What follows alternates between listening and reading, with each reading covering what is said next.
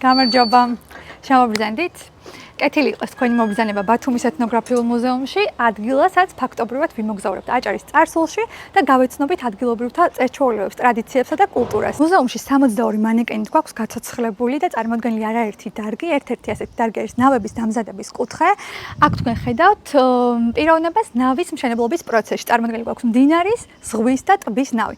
ასევე ჩვენს მუზეუმში მოსულ დამთვალიერებელს საშუალება აქვს რომ ნახოს აგრარული მეურნეობა, ხეზეკვეთილობის გალერეა, ნალია, ბეღელი, ხელოსნობა, ყოფითი ცხოვრება და ხელოვნური ჩანჩქერიც. ეხლა შევალთ აგრარული მეურნეობის განყოფილებაში, სადაც ყველაფერი არის დაკავშირებული სოფელთან და სასოფლო საქმიანობასთან. მუზეუმის დამფუძნებელიც დაიბადა ქედის რაიონის სოფელ მერიში და ფაქტობრივად თავისი ბავშვობის მოგონებები აქვს გაცოცხლებული ამ შენობაში.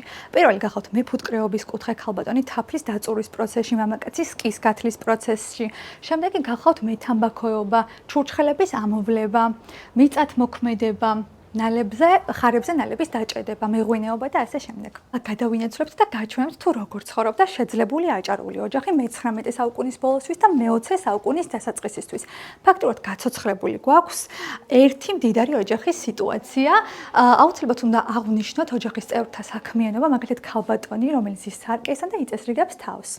აქ ბებია უკვე შვილიშვილს წერა-კითხვას ასწავლის და განათლება იყო ძალიან მნიშვნელოვანი შეძლებულ ოჯახში. ბიჭუნა უკრავს გრამაფონს და ოჯახის უფროსი კი გახლავთ მეომარი.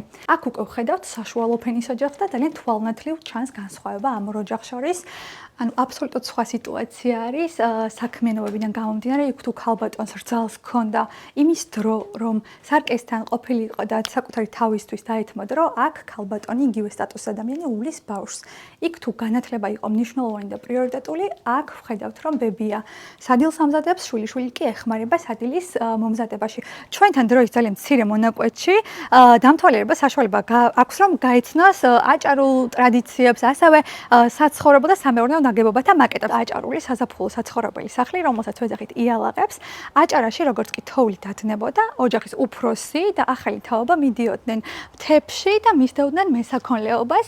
პირველ სართულზე ბინადრობდა პირუტყვი, მეორე სართულზე კი ცხოვრობდა ხალხი და იქიდან გამომდინარე რომ აჭარაში თოვლის საფარი საკმაოდ მაღალს აღწევს 3-4 მეტრსაც აღწევს ზამთარში, წინასწარ იმარაგებდნენ რძის პროდუქტებს. მოვედით ხელოსნობის განყოფილებაში, აქ გვაქვს წარმოდგენილი ელექტროენერგიამდელი პერიოდი, ანუ ყველაფერი რაც იქმნებოდა ადამიანის ხელით. კალათების დაწვნის პროცესი, ჭურჭლის დამზადება, თხილამურების და თოკების დამზადების პროცესი.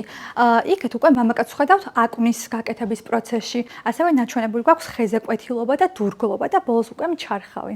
ფიზიკურად შეუძლებელი იყო ერთ ვიდეოში მუზეუმის ყველა საგამოფენო სივრცის ჩვენება, ამიტომაც დაინტერესებულ პირებს გელოდებით ეთნოგრაფიულ მუზეუმ ბორჯღალოში.